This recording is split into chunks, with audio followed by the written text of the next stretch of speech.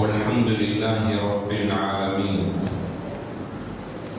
والعاقبة للمتقين والصلاة والسلام على محمد ابن عبد الله صلى الله عليه وعلى آله وأصحابه أجمعين. أما بعد، فإن أصدق الحديث كتاب الله وخير الهدي هدي محمد صلى الله عليه وسلم وشر الأمور محدثاتها وكل محدثة بدعة وكل بدعة ضلالة وكل ضلالة في النار.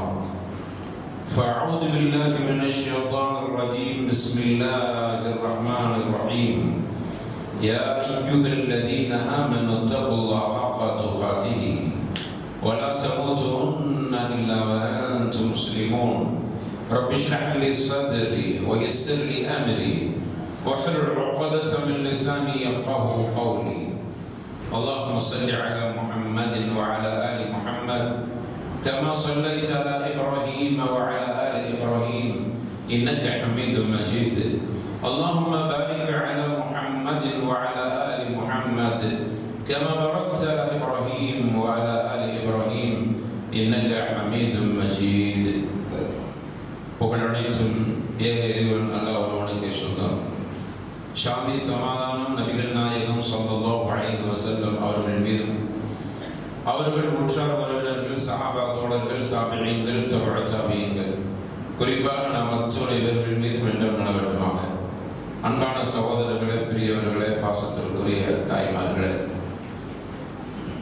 அல்லாஹ் ரப்பல் ஆலமீன் தனது திருமறையில சூரத்து ஆல் இம்ரான் 3வது அத்தியாயத்தில் 133வது வசனத்தில் குறிப்பிடுகிறான். وَسَارِعُوا إِلَى مَغْفِرَةٍ مِنْ رَبِّكُمْ وَجَنَّةٍ عَرْضُهَا السَّمَاوَاتُ وَالْأَرْضُ أُعِدَّتْ لِلْمُتَّقِينَ. விரையுங்கள், சாரிஉ விரையுங்கள், இலா மக்ஃபிரத்தின் மின் ரப்பிக்கும், இறைவனுடைய மன்னிப்பின் அளவிலும் இன்னும் சொர்க்கத்தின் அளவிலும் விரையுங்கள். அந்த சொர்க்கத்தினுடைய பிரமாண்டம் அர்துஹ ஸமாவாத்து வல் அர்து, வானம் பூமி இவைகளை விட மிக பிரமாண்டமானது. இது யாருக்கு தயார்? உஇத்தத் லில் முத்தகீன், இறையச்சம் உடையவர்களுக்கு தயார் செய்யப்பட்டிருக்கு. இந்த வசனம் அடிக்கடி நம்ம கேட்கிற வசனம் தான். சஹாபாக்களை எந்த அளவுக்கு அது ஈர்த்தது என்று பார்த்தால், விரைந்து செல்லுங்கள், எவ்வளவு வேகமானாலும் போக, சொர்க்கத்தை அடைவதற்கு நீங்கள் எவ்வளவு வேகம் எடுத்துக்கொண்டாலும் பரவாயில்லை என்று சொல்கிற இந்த வசனம் உமைர் இப்னு ஹமாமை தன்னுடைய உயிரை பெருசா நினைக்காத அளவுக்கு இந்த வசனம் ஆக்கிவிட்டு, சஹாபாக்கள் ஒவ்வொரு வசனமும் நாம அதை ஆய்வு பண்ணி பார்க்கிற பொழுது சஹாபாக்களுக்கு உயிர் ரொம்ப துச்சமா இருந்ததுக்கு காரணமே வசனங்கள் மேல் அவ்வளவு நெருக்கம் அவர்களுக்கு இருந்துச்சு. இந்த வசனம் விரைந்து செல்லுங்கள் சொர்க்கத்தை அடைவதற்கும் இறைவனுடைய மன்னிப்பையும் என்று சொன்னவுடன் விரைகிறார் உமைர் இப்னு ஹமாம் ரலியல்லாஹு அன்ஹு. அவர் விரைந்தது உயிரை கொடுத்துவிட்டு சொர்க்கத்தை வாங்குவது. அப்ப இப்படியான வசனங்கள் அந்த சஹாபாக்களை இந்த சொர்க்கம் தான் அவங்களை எடுத்துட்டு போச்சு. அந்த அளவுக்கு அவர்கள் பக்குவப்பட்டு போனார்.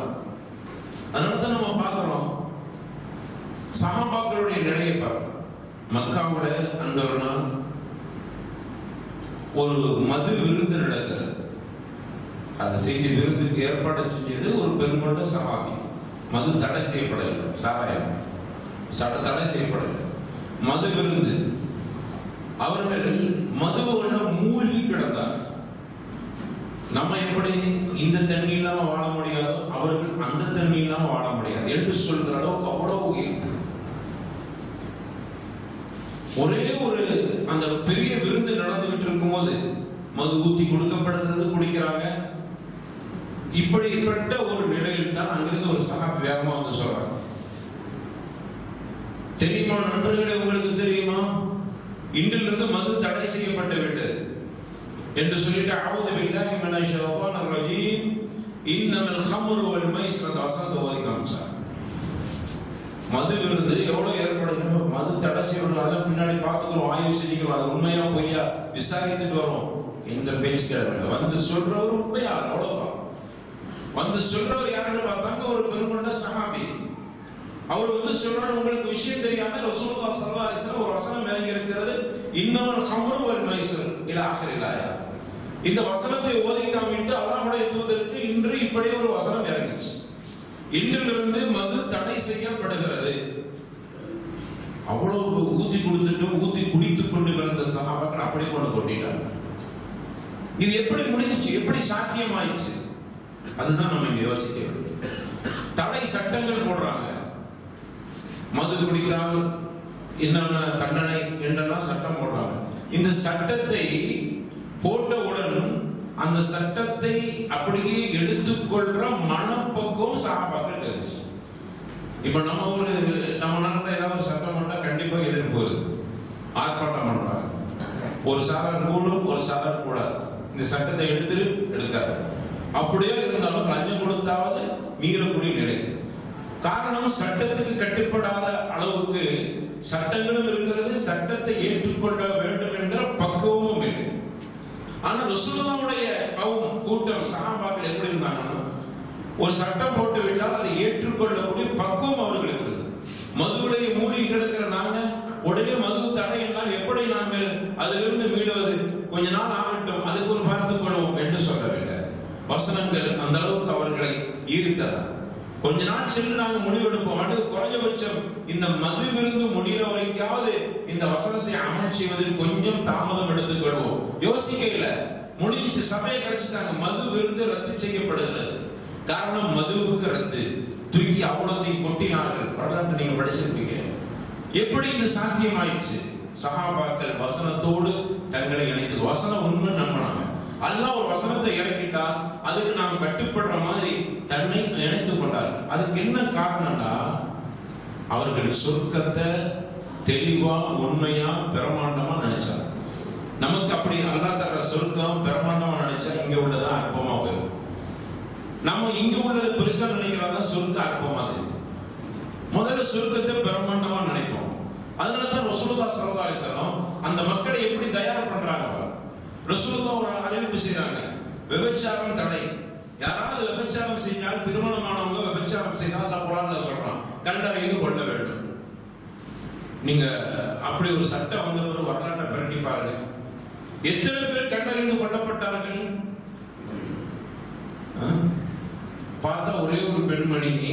அது கூட எப்படி அவங்களே வந்து சொல்றாங்க, யார சொல்லலாம விபச்சாரம் பண்ணிட்ட என்ன கல்லறையில கொள்ளுங்கள்.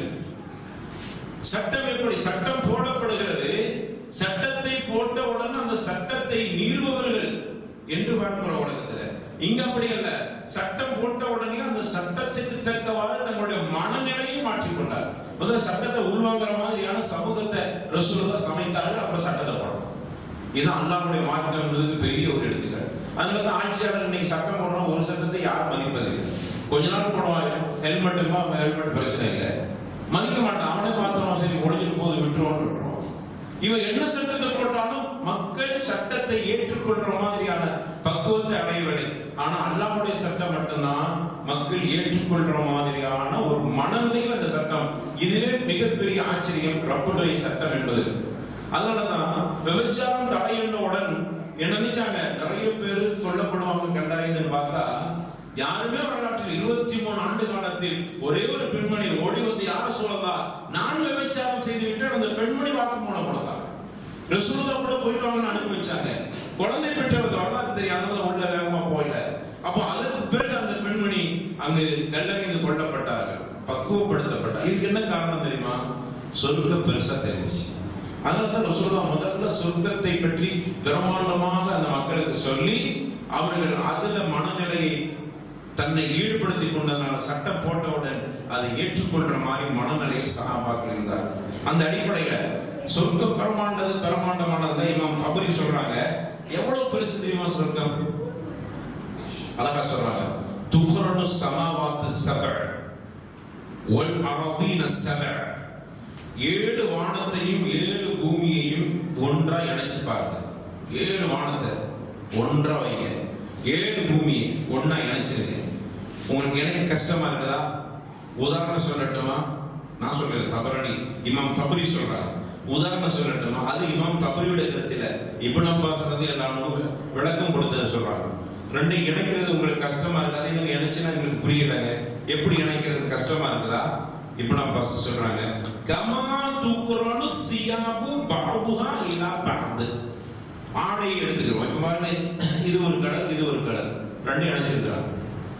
இதை இணைச்சிருக்கிறாங்க, இது வேற துணி, இது வேற துணி, எல்லாம் இணைச்சிருக்காங்க. இணைச்சவங்க பெருசா ஆயிடுச்சா இல்லையா? அவங்க சொல்றாங்க, எப்படி ஒரு ஆடையை இணைத்தால் எல்லா ஆடையும் அப்படியே இணைச்சுக்கிட்டே போங்க, எவ்வளவு பெருசு இருக்கும். அதே மாதிரி வானத்தை வரிசையா வைங்க. இது ஒரு முதல் வானம், இது 2வது வானம், 3வது வானம், இப்படி 7 வானங்கள் இணைச்சிட்டீங்களா? எவ்வளவு பிரமாண்டமா இருக்கும். பூமி 7 எடுங்க, 1 2 3 இப்படி எண்ணி 7ஆக இணைங்க, எவ்வளவு பெருசு இருக்கும். அதை அப்படி இணைச்சி அத்துணையும் தூக்கி சொர்க்கத்துக்குள்ள வச்சார். அப்ப எவ்வளவு பெரிய பிரமாண்டமான. இப்படி ரசூலுல்லாஹி ஸல்லல்லாஹு அலைஹி வஸல்லம் அந்த தோழர்களுக்கு சொன்னாங்க, சொர்க்கத்தை அப்படியே கண்ணுக்கு முன்னாடி கொண்டு வந்தாங்க. அப்படி கொண்டு வந்ததுனால அவர்கள் என்ன நினைச்சாங்கன்னா, இவ்வளவு பிரமாண்டமான சொர்க்கம் இருக்கும்போது நான் எதுக்கு இந்த எச்சித்தனமான வேலைகளை செய்ய வேண்டும், தூக்கி ஓரம் கட்டினார். அப்ப சஹாபாக்கள் அவர்கள் தங்களை இந்த வசனத்தோடு இணைத்துக் கொண்டதற்கு காரணம் சொர்க்கம் அவர்களுக்கு பிரமாண்டமாக இருந்தது. சொர்க்கத்தை ரசூலுல்லாஹ் பிரமாண்டமாக வர்ணித்து காமித்தார்கள். சொர்க்கம் எத்தனை இருக்கு? எத்தனை சொர்க்கம்? வாசல் 100 வேற. சரி, அல்லாஹ் சொல்றான், நீங்க கூட ஓதுன்னு நினைக்கிறேன், ஒலிமன் ஹாஃப மகாம ரப்பிஹி ஒலிமன் ஹாஃப மகாம ரப்பிஹி ஜன்னத்தான்ங்கறாங்க. 2 சொர்க்க சோலைகள் அல்லாஹ் பயந்தவங்களுக்கு இருக்குது. இமாம் தபரி சொல்றாங்க இந்த தஃசீர், இந்த வசனத்துக்கு. இமாம் புகாரி ரஹ்மத்துல்லாஹி ஒரு ஹதீஸை பதிவு செய்றாங்க. மொத்த சொர்க்கம் 4 வகையாக இருக்கு. 4 சொர்க்கம். ஜன்னத்தான் மின் ஃபித்தா வ ஜன்னத்தான் மின் தஹப். தங்கத்துல 2 சொர்க்கம், வெள்ளியில 2 சொர்க்கம், மொத்தம் 4 சொர்க்கம். 4 வகையான சொர்க்கங்கள். தங்கத்துல உண்டான சொர்க்கத்துல போனீங்கன்னா எல்லாமே மேட்ச், எல்லாமே தங்கத்தில் எல்லாமே இருக்கும். அங்க உள்ள அதாவது பாத்திரங்கள், அங்க குடிக்கிற கேத்தல், அங்க இருக்கிற பொருள்கள் அனைத்து தங்கமாவே இருக்கும். அதே மாதிரி வெள்ளி சொர்க்கத்துக்குள்ள போயிட்டா அங்க எல்லாமே வெள்ளியாவே இருக்கும். மொத்தம் 4 வகையான சொர்க்கம் இருக்கிறது. இந்த சொர்க்கத்தை அடைவதற்கு நீங்கள் முன்வாங்க. நபிகள் நாயகம் ஸல்லல்லாஹு அலைஹி வஸல்லம் சொல்றாங்க. அல்லாஹ் சொல்றான், ஒலிமன் காஃப மகாம ரப்பிஹி ஜன்னத்தான். யாருக்கு அல்லாஹ்வுடைய அந்த அச்சம் இருக்கிறதோ, அல்லாஹ்வுடைய கதரை வணங்கி கொண்டவர்களோ, அவர்களுக்கு 2 சொர்க்கங்கள் அங்கு காத்திருக்கின்றது. அப்போ பிரமாண்டமான சொர்க்கம். எவ்வளவு பிரமாண்டம் தெரியுமா? ரசூலுல்லாஹி ஸல்லல்லாஹு அலைஹி வஸல்லம் அவர்களுக்கு விளக்குறாங்க. கடைசியாக ஒரு மனுஷன் சொர்க்கத்திலிருந்து நரகத்திலிருந்து சொர்க்கத்துக்கு வர்றார். கடைசியா எல்லா பெரிய பெரிய குற்றமெல்லாம் செஞ்சிருக்கிறார். ஆனா கொஞ்சோண்டு அவருடைய கல்பனை ஈமான் ஒட்டியிருந்தா கண்டிப்பா வெளியே சொர்க்கத்துக்கு வந்துடுவார். அவர் செய்த குற்றத்துக்கு நரகத்தில் போடப்படுகிறார். ரொம்ப நாள் நரகத்தில் இருந்துட்டு கடைசி எல்லாம் மன்னிச்சு அவரை சொர்க்கத்துக்கு அனுப்புறான். வந்தோடனே அவர் தவழ்ந்து வருகிறார் சொர்க்கத்துக்கு போற. அல்லாஹ் சொல்றான், போய் சொர்க்கத்துக்கு நாளைக்கு போ அப்படிங்க. அவர் போய் சொர்க்கத்தை எட்டி பார்க்கிறார். பார்த்தா ஃபுல்லாயிடுச்சு.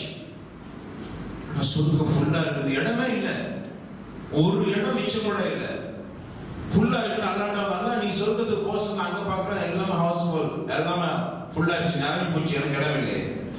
அப்ப அல்லாஹ் சொல்றான், இல்ல நீ போ, திரும்ப போ அப்படிங்க. அவர் போயிட்டு இறைவா நான் போனேன், சொர்க்கத்துல ஃபுல்லாயிடுச்சு, 2வது வந்து சொல்ற. அப்ப அல்லாஹ் கேட்கிறான், அப்படியானா உனக்கு நீ பூமியில இருந்திருக்கிற, பூமியை பற்றி உனக்கு தெரியுமா? பூமியில எவ்வளவு பெரிய பிரமாண்டமான பூமி. இந்த பூமி மாதிரி 10 மடங்கு பூமி. பூமியில நீ வசித்த பகுதி இருக்கிற, அத மாதிரி 10 வகையான பூமி எடுத்துக்கொள். அந்த 10 வகையான பூமி எடுத்துக்கிட்டா எவ்வளவு பிரமாண்டமாக இருக்கிறதோ அவ்வளவு பிரமாண்டமான இடம் உனக்கு சொர்க்கத்திலே இருக்கிறது போ அப்படின்னு அல்லாஹ் சொல்றான். அவர் ஆச்சரியப்பட்டு அல்லாஹ்வை பார்த்து கேட்கிறாரு, அத்தஸ்கரு மின்னி அத்தஸ்கரு மின்னி, இறைவன் என்னை கிண்டல் செய்கிறாயா, நீ என்னை ஏளனம் செய்கிறாயா, வஅன்தல் மலிக், நீ அரசனாக இருந்து கொண்டு என்னை நீ கிண்டல் செய்கிறாயா, நான் சொர்க்கத்துல எனக்கு ஒரு கொஞ்சம் இடம் கூட இல்லை என்று சொல்கிறேன், நீ சொல்ற உனக்கு இடம் ஒதுக்கி இருக்கிற சொர்க்கத்துல இடம் ஒதுக்கீடு எவ்வளவு பெருமாண்டமாக, நீ பூமியில பார்க்கிறாயே, பூமியுடைய நிலப்பரப்பு மாதிரி ஒரு 10 நிலப்பரப்புள்ளான ஒரு பகுதியை உனக்கிட்ட ஒதுக்கி இருக்கிற அப்படின்னு சொல்கிறாயே, நீ என்னை கிண்டல் செய்கிறாயா என்று அந்த மனிதன் கேட்கிறார். அல்லாஹ் ரப்பல் ஆலமீன் இல்லை இல்லை, உனக்கு உண்மையிலேயே அந்த இடத்தை அல்லாஹ் ஒதுக்கி இருக்கிறதாக அல்லாஹ் உனக்கு பதில் சொல்றான். இதை வச்சு நபிகள் நான் ஸல்லல்லாஹு அலைஹி வஸல்லம் சொல்லிட்டு சிரிச்சிட்டு சொன்னாங்க, சொர்க்கத்தினுடைய பிரமாண்டம் இவ்வளவு பெருசு. சொர்க்கத்தின் நரகத்திலிருந்து கடைசியாக வரக்கூடியவர், அவருக்கு அல்லாஹ் கொடுக்கிற சொர்க்கத்துல பிரமாண்டமான இடம் இந்த பூமி மாதிரி 10 மடங்கு உண்டான இடத்தை அவருக்கு அல்லாஹ் விசாலப்படுத்தி கொடுக்கிறான் என்று நபிகள் நாயகம் ஸல்லல்லாஹு அலைஹி வஸல்லம் அவர்கள் குறிப்பிட்டார். அதனால தான் ஒவ்வொரு தோழர்களும் என்ன ஆசைப்பட்டார்கள் என்றால், சொர்க்கத்தில் அவர்களுக்கு என்ன ஆசை இருந்தது என்றால், எங்களுக்கு சொர்க்கத்தில் ஒரு மாளிகை வேண்டும் என்கிற ஆசை எல்லா தோழர்களுக்கும் இருந்தது. அதனால இந்த உலகத்தினுடைய ஆசைகள் அவர்களுக்கு குறைந்தது. நம்ம அதே மாதிரியான ஆசையை வைத்து விட்டால் உலகத்தில் நம்ம தப்பு செய்யாமல் கொஞ்சம் நம்மை பாதுகாத்துக் கொள்ளணும். சொர்க்கத்துல நமக்கு என்று பிரமாண்டமான ஒரு மாளிகை வேண்டும். எல்லாத்துக்கும் அந்த ஆசை இருக்குதா இல்ல? எல்லாத்துக்கும் இந்த உலகத்துல பிரமாண்டமான மாளிகை இருக்குதோ இல்லையோ, நமக்கு சொர்க்கத்துல ஒரு பிரமாண்டமான மாளிகை வேண்டும் என்று ஆசைப்பட்டார், பட வேண்டும். அதே மாதிரி சஹாபிய பெண்களுக்கும் அப்படியான ஒரு மாளிகை இருக்கு. கதீஜா ரலியல்லாஹு அன்ஹா அவர்களுக்கு அல்லாஹ் ரப்பல் ஆலமீன் சொர்க்கத்துல ஒரு மாளிகையை தயார் செய்து வைத்திருக்கிறார். இது ஆண்களுக்கு மட்டும் இல்ல, பெண்களுக்கு சேர்த்துதான். கதீஜா ரலியல்லாஹு அன்ஹா அவங்க விஷயத்துல அல்லாஹ்வுடைய தூதருக்கு ஜிப்ரீல் அலைஹிஸ்ஸலாத்து வஸலாம் வராங்க. சஹீஹ் புகாரில இந்த செய்தி பதிவு செய்யப்பட்டிருக்கு. வரும்போது கூட என்ன சொல்றாங்க, உங்க கதீஜா வருவாங்க, உங்களுக்கு உணவு கொண்டுட்டு வருவாங்க, அவங்களுக்கு நீங்க சலாம் சொல்லுங்க, அல்லாஹ்வுடைய சலாத்தையும் என்னுடைய சலாத்தையும் நீங்கள் சொல்லுங்கள் என்று சொல்லிவிட்டு, வபஷ்ஷிர்ஹா பிபைத்தின் ஃபில் ஜன்னah, சொர்க்கத்தில் அவங்களுக்கு ஒரு பிரமாண்டமான ஒரு மாளிகை இருக்கிறது. அந்த மாளிகை, அந்த சொர்க்கம், அங்கு கூச்சலும் இல்ல குழப்பங்களும் இல்லாத ஒரு நிம்மதியான ஒரு மாளிகை இருக்கிறது என்று சொல்லுங்கள் என்று ரசூலுல்லாஹ் ஸல்லல்லாஹு அலைஹி வஸல்லம் அவர்களுக்கு அல்லாஹ்வுடைய தூதர் ஸல்லல்லாஹு அலைஹி வஸல்லம் அவர்களுக்கு ஜிப்ரீல் அலைஹிஸ்ஸலாம் சொல்றாங்க, அவங்களுடைய மனைவிக்கு இவ்வளவு பிரமாண்டமான மாளிகை. எப்போ அந்த மாளிகை கிடைக்கும்? பெண் அந்த கதீஜாவுக்கு அந்த மாளிகை கிடைத்ததுக்கு என்ன காரணம் தெரியுமா? இந்த மார்க்கத்துக்காக வேண்டி தங்களை நிறைய அர்ப்பணிச்சாங்க. கணவனுக்கு கட்டுப்பட்டார். இப்ப பெண்களுக்கு ஆசை, அவங்களுக்கு மாளிகை வேண்டுமா? பெண்களே ஒண்ணும் இல்லை, நீங்க கணவனுக்கு கொஞ்சம் கட்டுப்பட்டு ரசூலுல்லாஹ் ஸல்லல்லாஹு அலைஹி வஸல்லம் அவங்க வந்து சொல்லும்போது என்ன சொல்றாங்க, கத் அஜத் மஅஹா இனாகுன் ஃபீஹி இதாமுன் அவ் தஆமுன் அவ் ஷராபுன், உங்களுக்கு இப்பொழுது உங்க மனைவி சாப்பிடுவதற்கு ஒரு பாத்திரத்தில் உணவோ பலகாரமோ குடிபானமோ கொண்டு வருவா, நீங்க அவங்களுக்கு சொல்லுங்க. அப்போ மனைவியானவர்கள் தன்னுடைய கணவனுக்கு இப்படியாக அவரை சந்தோஷப்படுத்துற விதத்தில் அவர் நடந்து கொள்ள வேண்டும். அப்படி நடந்ததான் அவங்களுக்கு சொல்லுங்க. அவங்களுக்கு சொர்க்கத்துல ஒரு மாளிகை இருக்கு. கதீஜா ரலியல்லாஹு அன்ஹா அந்த அளவுக்கு பாடுபட்டார். அப்ப கதீஜா ரலியல்லாஹு அன்ஹா அவங்கள மாதிரி நம்மளுக்கு மாளிகை வேண்டுமானால் நாமும் அதே மாதிரியான ஒரு கணவனுக்கு கட்டுப்பட்டு நடக்கிற ஒரு சூழ்நிலையை உருவாக்கி கொள்ளும். ரசூலுல்லாஹ் ஸல்லல்லாஹு அலைஹி வஸல்லம் சபைக்கு ஒரு பெண்மணி வர்றாங்க, ஒரு ஃபத்வா கேட்டு வர்றாங்க மார்க்க சம்பந்தமாக. ஏன்னா பெண்கள் மார்க்கத்துல நல்ல ரொம்ப கரெக்டா இருப்பாங்க. இன்னைக்கு பாக்குறாங்க ஆண்களோட பெண்கள் தான் அதிகமா இருக்கிறாங்க மார்க்க பயான்கள், அதுல எல்லாம் சரியா இருக்கிறாங்க. ரசூல் தாண்டி அதே மாதிரி மார்க்க ஃபத்வா கேட்டு வர்றாங்க. அப்படி வந்த உடனே ரசூலுல்லாஹ் ஸல்லல்லாஹு அலைஹி வஸல்லம் அவங்க பெண்ணுடைய அந்த மார்க்க பற்றை அவர்கள் மெச்சி விட்டு எல்லா ஃபத்வாக்கெல்லாம் கொடுத்துட்டு அவங்கள்ட்ட ஒரு குறையை சுட்டி காட்டுறாங்க. அதாப்தி சௌஜின், பெண்ணே உனக்கு கணவன் இருக்குதான்னு கேட்கிறாங்க. ஆமா கணவன் இருக்குது. அப்படியானால் ஓ ஜன்னத்துக்கு ஓ நாவுக்கு, அவர் தான் உனக்கு சொர்க்கம், அவர் தான் உனக்கு நரகம். நீ மார்க்கத்துல ஃபத்வா கேட்கறதெல்லாம் இருக்கட்டும், மார்க்கப்படியெல்லாம் நடக்கிறது இருக்கட்டும், தொழுகிற விஷயங்கள்லாம் இருக்கட்டும், எல்லாம் கரெக்டா செய்றீங்க, உங்க கணவனுக்கு கட்டுப்படுறது இல்லையே. அப்படியானால் கணவனுக்கு கட்டுப்படாட்டா உங்களுக்கு கணவன் தான் சொர்க்கம், கணவன் தான் நரகம். அப்ப கட்டுப்படுங்க.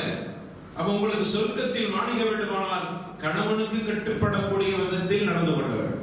கணவனுக்கு எப்படி கட்டுப்படுறது? ரசூலுல்லாஹ் ஸல்லல்லாஹு அலைஹி வஸல்லம் சொல்றாங்க, இத்தனஅது ஃபின்னாரி அக்ஸருஹுன்ன அன்-நிஸா, நரகத்தை உத்து பார்த்தேன் அதிகமானவர்கள் பெண்களே இருந்தார். பெண்களுடைய பயான்ல ரசூலுல்லாஹ் ஸல்லல்லாஹு அலைஹி வஸல்லம் சுட்டி காட்டுறாங்க. பெண்கள அப்படி சொன்ன உடனே பதபதிச்சு போயிட்டாங்க. பெண்ணாக பிறந்தது விடையா நாங்கள் நரகத்தில் அதிகமாக இருப்பதற்கு அப்படிங்கிற அடிப்படையில கேட்கிறாங்க. யார சொல்லா யக்ஃபுர்ன பில்லாஹ், நாங்க அல்லாஹ்வுக்கு மாறு செஞ்சிட்டோம்னு கேட்கிறாங்க. ரசூலுல்லாஹ் ஸல்லல்லாஹு அலைஹி வஸல்லம் சொன்னாங்க, அல்லாஹ்வுக்கு மாறு செய்யல, நீங்க பக்காவா தௌஹீதுல இருக்கீங்க. பெண்களை தௌஹீதுல நிறைய இருக்கிறாங்க, எல்லாம் சரியா இருக்கிறீங்க, அப்படி இருந்து நரகத்தில் அதிகமா இருக்கிறீங்க. அப்ப என்ன காரணம்?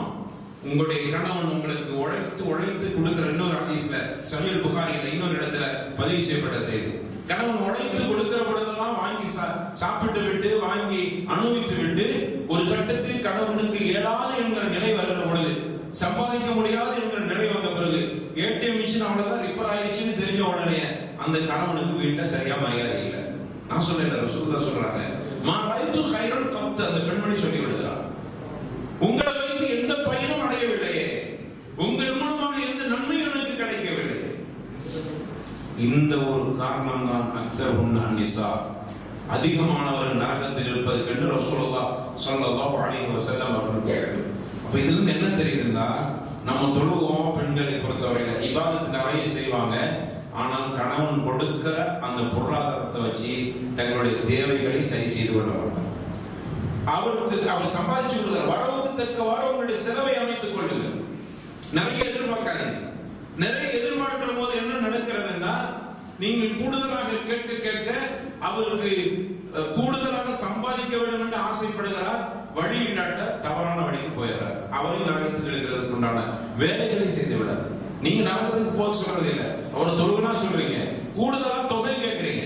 அவர் என்ன பண்ணிடுறாரு, கூடுதலாக சம்பாதிக்கணுங்கிறதுக்கு அவரு தொழுகை விட்டுட்டு கூட சம்பாதிக்கிறார். போய் பள்ளிக்கெல்லாம் போனோம்னா லேட் ஆகி போகும், அங்கேயும் தொழுவோம் சேர்த்து மொத்தமா வீட்டுல வந்து தொழுகிறோம், முடிஞ்சு போயிடுச்சு. யாருக்காக? உங்களுக்கு சம்பாதிச்சு கொடுக்கறதா? அப்ப நீங்க கெடுவது மட்டுமல்ல, கணவனை கெடுத்து அவரை தொழுகை இல்லாம மறைமுகமா தொழுகை இல்லாதவரா ஆக்கி விடுறீங்க, தவறு செய்வதற்கு மறைமுகமா காரணமாகி விடுறீங்க. அப்போ நபிகள் நாயகம் ஸல்லல்லாஹு அலைஹி வஸல்லம் அதான் சொன்னாங்க, நீங்க ஒரு வார்த்தை சொன்னீங்கல்ல, உன் மூலமாக எந்த பயனையும் அடையவில்லை என்று சொன்ன ஒரு வார்த்தை அவருடைய இதயத்தை நொறுக்க செய்து விட்டது. ஒரு மாப்பிளை பார்த்து எவ்வளவு சொன்னாங்க, 50 வருஷமா வாழ்ந்து அவர் முடிஞ்ச அளவுக்கு சம்பாதிச்சு உங்களுக்கு கொட்டினார், ஒரு கட்டம் அவரால் முடியாம சம்பாதித்து குறைவாகிவிட்டது, அதற்கு சொன்ன வார்த்தை மாரைத்து கைரன் கத்து, உன் மூலமாக எந்தவித நன்மையும் அடையவில்லை என்று ஒருத்த வரியில சொல்லி முடிக்கிறீங்க. இதெல்லாம் பெரிய பாரதூரமான வார்த்தையா என்று நினைக்கிறீங்க. இல்லை இல்லை, ஆங்கிலத்தில் கேட்டா தெரியும், அவனுடைய இதயமே நொறுங்கி விட்டது இந்த வார்த்தை. இவ்வளவு சம்பாதிச்சிருந்த என்ன பார்த்து இப்படி சொல்லிவிட்டாய், இப்ப ஏழமாயிட்ட, வயது முதிர்வோ அல்லது வேறு வேறு காரணங்களால் எனக்கு நீ கேட்கிற அளவுக்கு வாங்கி கொடுக்க முடியவில்லை, அதற்கு நீ சொன்ன வார்த்தை பிரமாண்டமான வார்த்தை என் இதயத்தை நொறுங்க செய்து விட்டது. அப்ப இதுக்கு தான் எல்லாம் தண்டனை கொடுக்கிறான். எவ்வளவு தொழுகையாக இருந்தாலும் சரி, உன் கணவனின் வருமானத்தக்கவாறு உன் செலவை அமைத்துக் கொள்ளாமல் அவருடைய இதயத்தை சீண்டி பார்த்த காரணத்தால் அதிகமானவர்கள் நரகத்தில் இருக்க பார்த்தேன் என்று ரசூலுல்லாஹ் ஸல்லல்லாஹு அலைஹி வஸல்லம் இந்த அளவுக்கு சொல்லி இருக்கிறாங்கன்னா, எப்படி கதீஜாவுக்கு மாளிகை கிடைச்சிச்சு? கதீஜாவுக்கு மாளிகை கிடைத்தது தன்னுடைய கணவனுக்கு உணவு கொண்டு வந்து கொடுக்கிற பொழுது சலாம் சொல்லுங்க, அவங்களுக்கு மாளிகை கிடைக்குன்னு சொல்லுங்க. இன்னைக்கு அப்படியான ஒரு நிலை நாம் பெண்களை பொறுத்தவரையில சொர்க்கத்தின் மாளிகை அடைவதற்கு தங்களை தயார் செய்து கொள்ள வேண்டும். அதற்கு குறிப்பாக கணவனுக்கு கட்டுப்பட்டு நடக்கக்கூடியவர்களாக உங்களை மாற்றிக்கொள்ள வேண்டும். அடுத்தது, அப்போ கதீஜாவுக்கு சொர்க்கத்தில மாளிகை இருக்கு, உமர் கத்தாபுக்கு சொர்க்கத்தில மாளிகை. ரசூலுல்லாஹ் ஸல்லல்லாஹு அலைஹி வஸல்லம் சொல்றாங்க, அன நாஹிமுன் ரஹிதுனி ஃபில் ஜன்னah, நான் தூங்கிட்டு இருக்கிற பொழுது எனக்கு ஒரு கனவு வந்துச்சு. அந்த கனவில நான் சொர்க்கத்தை பார்த்தேன். அந்த சொர்க்கத்தில் ஒரு மாளிகை, அந்த மாளிகை அளவில் நான் போனேன். போகும்போது நான் கேட்டேன், லிமன் ஹாதா, இந்த மாளிகை யாருக்குரியது என்று கேட்டேன். அப்போ இது வந்து ரஜுலி மின் குரைஷ், குரைஷில் ஒரு மனுஷனுக்குரியது என்று சொன்னாங்க. அப்போ நான் அது உமர் கத்தாப், இன்னொரு ரிவாயத்தில் வருகிறது, அது உமர் கத்தாபுக்குரிய மாளிகை. ரசூலுல்லாஹ் ஸல்லல்லாஹு அலைஹி வஸல்லம் சொல்றாங்க, அந்த மாளிகையுடைய பிரமாண்டமானதை பார்த்து விட்டு எனக்கு ஒரு ஆசை, சொர்க்கத்துக்குள்ள அவருடைய மாளிகைக்குள்ள உள்ள நுழைஞ்சு பார்த்துட்டு வரலாமான்னு ஆசை. அந்த உள்ள போய் பார்த்துட்டு வரலாமான்னு ஆசை, அவ்வளவு பிரமாண்டமா இருந்துச்சு. ஆனால் உள்ள போறதுக்கு நினைப்பது உமர் கத்தாபுடைய மாளிகை என்ற உடனே அந்த மனுஷன் கொஞ்சம் ரோஷக்காரர் என்கிற காரணத்தால் நான் அப்படியே வந்து விட்டேன். ரசூலுல்லாஹி ஸல்லல்லாஹு அலைஹி வஸல்லம் தோழர்கள்லாம் இப்படி இருக்கும்போது அன்னைக்கு நடந்த கனவை சொன்னாங்க. ரசூலுல்லாஹ்வுடைய கனவு வகை நம்ம கனவு மாதிரி அல்ல. பசியில வரும், அதிகமா சாப்பிட்டாலும் வரும், அல்லது நம்ம ஏதாவது நினைச்சிட்டு படுத்தாலும் வரும். ஆனா ரசூலுல்லாஹ்வுடைய கனவு வகை. அப்ப ரசூலுல்லாஹ்வுடைய கனவு அல்லாஹ் ரப்பல் ஆலமீன் அப்படி ஒரு ஏற்பாடை செய்திருக்கிறதாக அல்லாஹ்வுடைய தூதருக்கு அறிவிக்கிறார். அப்ப நபிகள் ஸல்லல்லாஹு அலைஹி வஸல்லம் தோழர்கள்லாம் அப்படி கூடி இருக்கும்போது சொல்றாங்க, உமரே உங்களுடைய மாளிகையை நான் பார்த்தேன், அந்த மாளிகை அவ்வளவு பிரமாண்டமானதா இருந்தது, அதுக்குள்ள நுழைய வேண்டும் என்று எனக்கு ஆசை இருந்துச்சு, ஆனால் நீங்க ரொம்ப ரோஷக்காரனான அப்படியே நான் திரும்பி வந்துட்டேன். இதை கேட்ட உடனே உமர் கத்தாப் ரலியல்லாஹு அன்ஹு அவர்கள் அதிகமாக அழுதார். யா ரசூலல்லாஹ், உங்க விஷயத்திலமா அலைக பி அபி வ அன்த உம்மி யா ரசூலல்லாஹ், ஆகா என்னுடைய தாயும் தந்தைக்கு உங்களுக்கு அர்ப்பணம், உங்க விஷயத்திலுமா நான் அந்த அளவுக்கு ரோஷப்படுவேன், நீ சுத்தி பார்த்துட்டு வந்திருக்கலாமே என்று உமர் கத்தாப் ரலியல்லாஹு அன்ஹு அதிகமாக அழுதார்கள் என்று பார்க்க. அப்போ உமர் கத்தாபுக்கு மாளிகை, அப்போ கதீஜாவுக்கு மாளிகை, உமர் கத்தாப் ரலியல்லாஹு அன்ஹு அவர்களுக்கு மாளிகை, பிலாலுக்கு மாளிகை இருக்கு. பிலால் ரலியல்லாஹு அன்ஹு அவர்கள் விஷயத்துல ரசூலுல்லாஹி ஸல்லல்லாஹு அலைஹி வஸல்லம் சொன்னாங்க, தகல்து ஜன்னா, நான் சொர்க்கத்துக்கு போனேன், சமிஅத்து கஷ்பா, அங்கு ஒரு சிறுபடி சப்தத்தை கேட்டேன். அந்த சத்தம் யாருடையது அப்படின்னு பார்க்கும்போது அது பிலாலுக்குரிய சத்தம். பார்த்த ரசூலுல்லாஹ், இதுல ரெண்டு விஷயம் இருக்குது. ரசூலுல்லாஹி ஸல்லல்லாஹு அலைஹி வஸல்லம் தங்களுடைய தோழர்கள் விஷயத்துல எந்த அளவுக்கு அறிமுகமா இருந்திருக்கிறாங்க. சில நேரங்கள்ல பார்க்க என்ன தெரியுதான்னு கேட்டாலே பார்த்த மாதிரி இருக்கு, தெரியல, தெரிஞ்ச முன்னாடி பார்த்தேன், அவரா இவரான்னு குழம்பிக்கிறோம். ஆனா ரசூலுல்லாஹ் அப்படி இல்லை. தங்களுடைய தோழர்களை பார்த்தல்ல, சப்தத்தை வைத்து கண்டுபிடித்து விடுவார். அது செருப்பு சத்தத்தை வச்சு. நம்மள கூட ரொம்ப நெருக்கமா வந்து நான் பைக் சத்தத்தை வச்சு கண்டுபிடிச்சிடும். இது இந்த பைக்கு இப்படி ஒரு சவுண்ட் வந்துச்சுன்னா அது இவரோட பைக்கா தான் இருக்கும். இப்படி ஒரு நடந்து போனாங்கன்னா இப்படித்தான் இருக்கும்.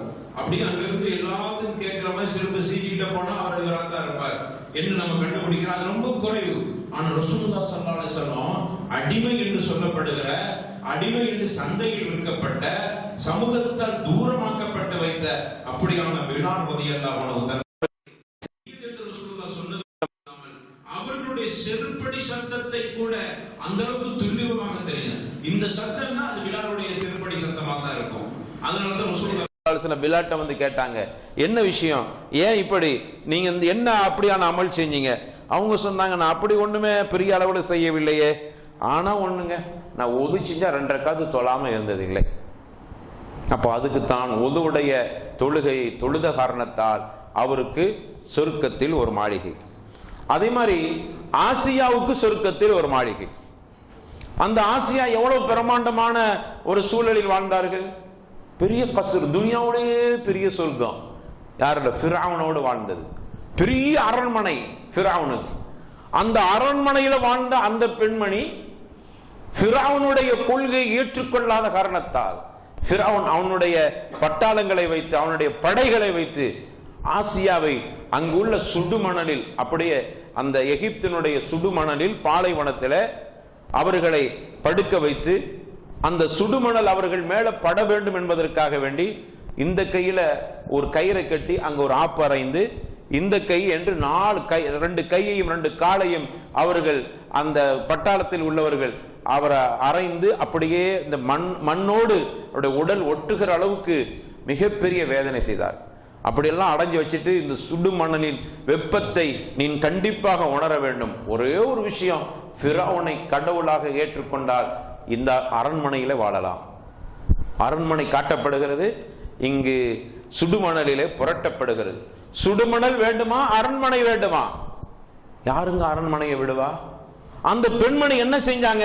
இப்படி காட்டுகிற பொழுதுதான், அரண்மனையை வைத்துத்தானே என்னை நீங்கள் ஆசை வார்த்தை காட்டுறீங்க, இப்ப மாதிரி நல்லாட்ட கேட்கிறேன் என்று சொல்லிட்டு, ரப்பி இப்னி லி இந்தக பைத்தன் ஃபில் ஜன்னா, ரப்பி இப்னி லி இந்தக பைத்தன் ஃபில் ஜன்னா, இறைவா இப்னி கெட்டுவாயாக, எனக்கு உன்னிடத்தில சொர்க்கத்தில ஒரு மாளிகையை எனக்காக வேண்டி கட்டுவாயாக.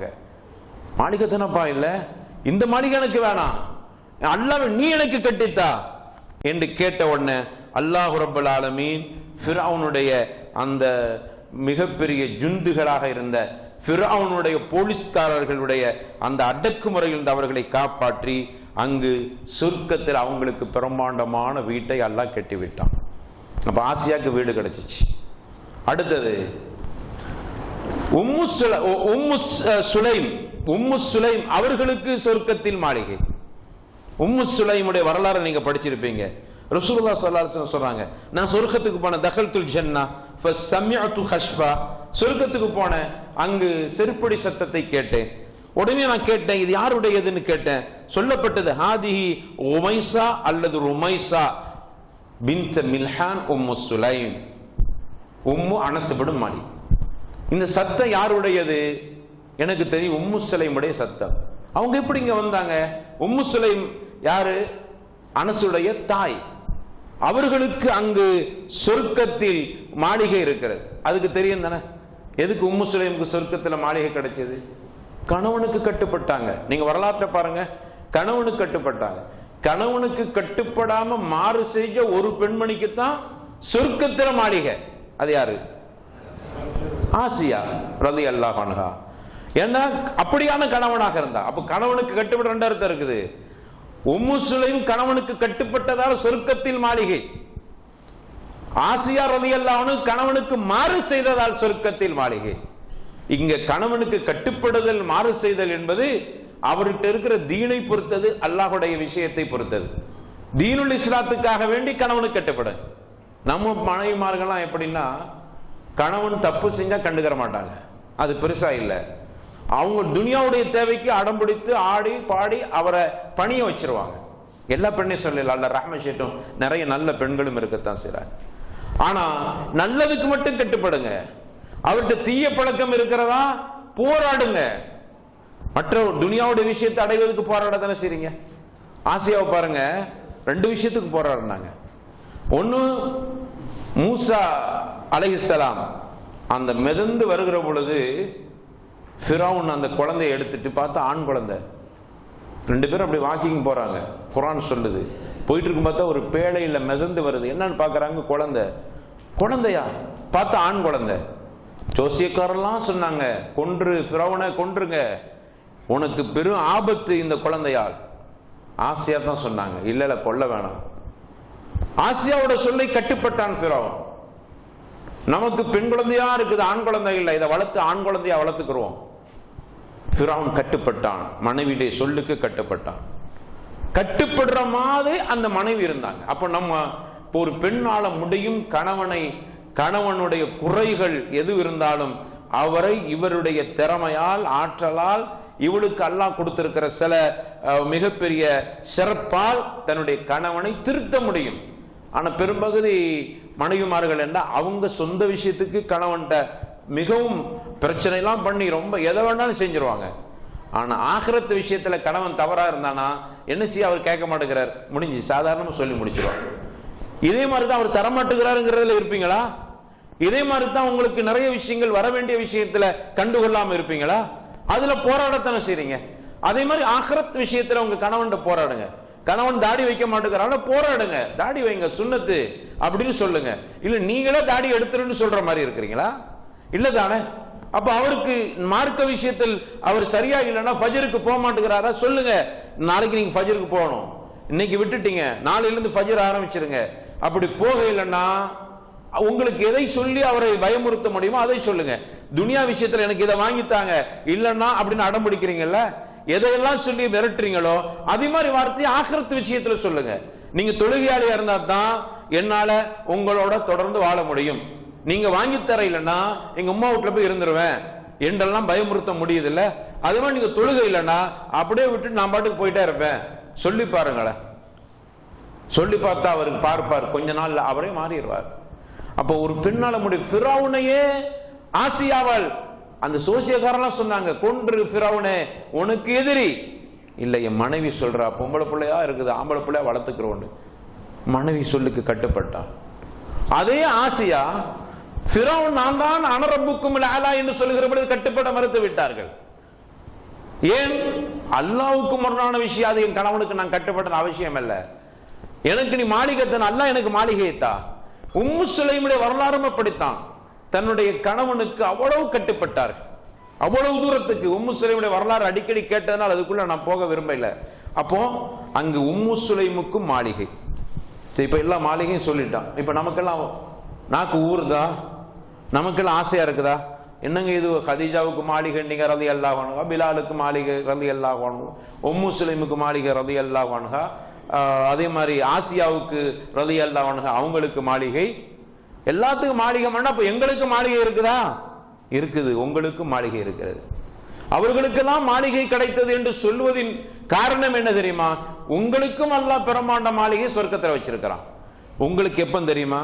மாமின் அப்தின், ரசூலுல்லாஹி ஸல்லல்லாஹு அலைஹி சொல்றாங்க, மாமின் அப்தின் முஸ்லிமின் யுஸல்லி லில்லாஹி குல்ல யௌமி 12 ரக்அ. ஒரு மனிதன் ஒவ்வொரு ஃபர்தான தொழுகைக்கு பிறகும் ஒவ்வொரு நாளும் 12 ரக்காத்துக்கள் தொழுதா அவருக்கு என்ன கிடைக்கிறது தெரியுமா? பனல்லாஹு லஹு பைத்தன் ஃபில் ஜன்னah. சொர்க்கத்தில் அவருக்குன்னு மாளிகை கட்டுறோம். நமக்கு மாளிகை இருக்கத்தல.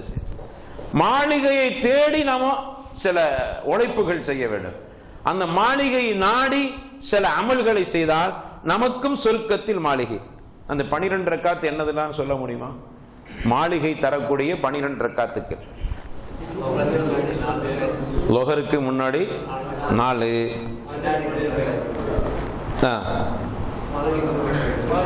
எண்ணுங்க, நம்பரை சொல்லுங்க. நம்ம எத்தனை ஆச்சு?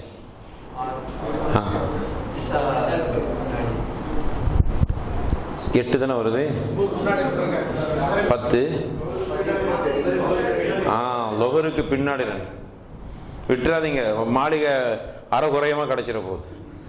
அங்க முன்னாடி 4, பின்னாடி லொஹர்ல முன்னாடி 4, பின்னாடி 2.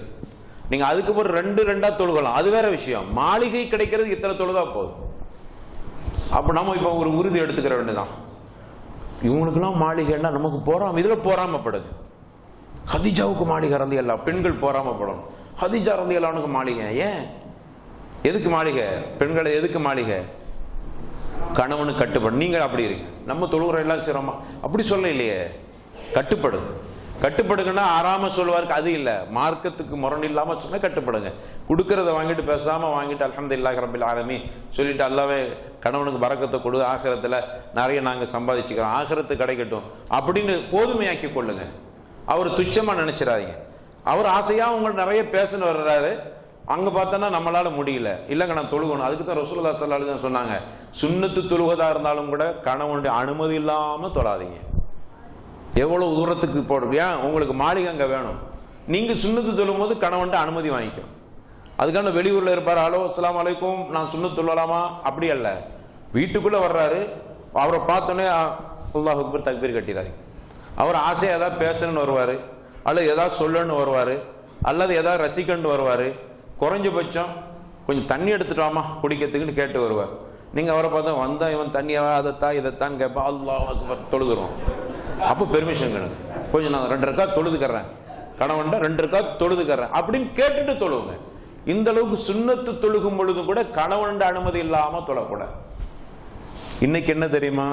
கணவன் அனுமதி இல்லாம எங்கில்லாம போயிட்டு வந்துடுறான். தயவு செய்து புரிஞ்சுக்கிறங்க பாசத்துக்குரிய தாய்மார்கள். மார்க்கத்துல நீங்க ரொம்ப ஆர்வமா இருக்கிறத கேள்விப்படுவது சந்தோஷமா இருக்கு, நம்மளை விட ஆர்வம் மார்க்கத்துல. ஆனா வீட்டுக்குள்ள ஆம்பளைகள் இருக்கிறாங்க, அது நம்ம மறுக்க முடியாது.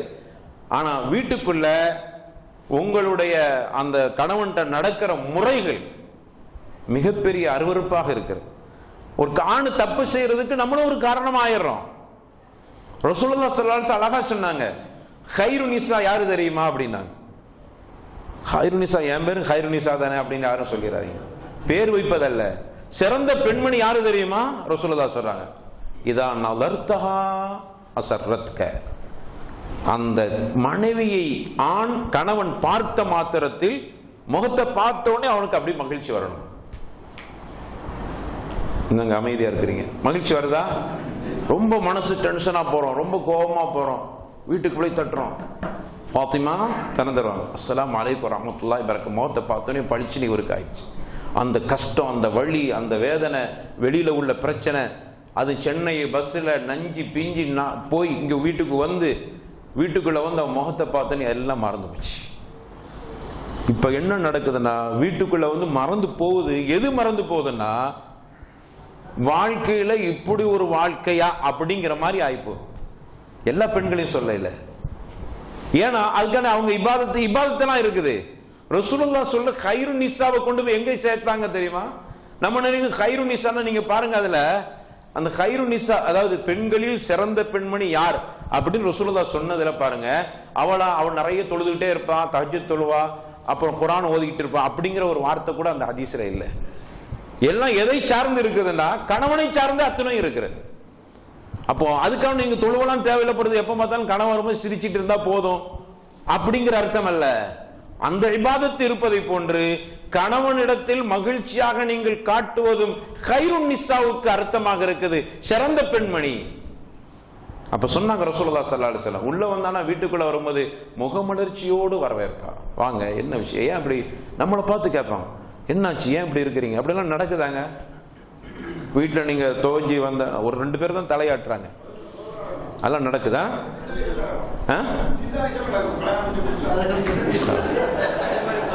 உங்க வயசுக்கு சொல்றீங்க, மாஷா அல்லாஹ். அப்போ நான் என்ன சொல்றேன்டா, இது இபாதத்து. பாசத்திற்கு தாய்மார்களை நாங்க வந்து பெண்களை இழிவாக பேசுறதுக்கு இல்லை, இபாதத்து. ரசூலுல்லாஹ் ஸல்லல்லாஹு அலைஹி வஸல்லம் கைருன் நிசான்னு ரசூலுல்லாஹ் சொல்லியிருக்கிறார். அப்போ நமக்கு மாளிகை வேண்டும் என்ற ஆசை என்றால் இபாதத்தில் எவ்வளவு ஆர்வமோ அதே ஆர்வம் உங்களுடைய கணவனை மகிழ்ச்சிப்படுத்துவதில் இருங்க. அப்ப நீங்க அந்த மாதிரி நடந்து கொள்ள வேண்டும். அதே மாதிரி இப்ப எல்லாம் நீங்க சிரிச்சுட்டு இருந்தீங்கல்ல, இப்ப பெண்கள் சிரிக்கிற மாதிரி உங்களுக்கு சில சிரிக்கணும்ல, சிந்திக்கிற மாதிரி சொல்லுவோம். இதே அந்த பெண்ணுகிட்ட போய் கேட்கிறோம், ஏமா மகிழ்ச்சியா இருக்க மாட்டேங்க, அவர்கிட்ட மகிழ்ச்சியா இருக்கிற மாதிரி அவர் நடந்தாரா? ரசூலுல்லாஹ் ஸல்லல்லாஹு அலைஹி வஸல்லம் சொன்னாங்க, ஆண்களை உங்களை பார்த்து தான் சொல்றாங்க ரசூலுல்லாஹ், உங்களுக்கு மட்டும் விதிவிலக்கு நினைச்சீங்களா?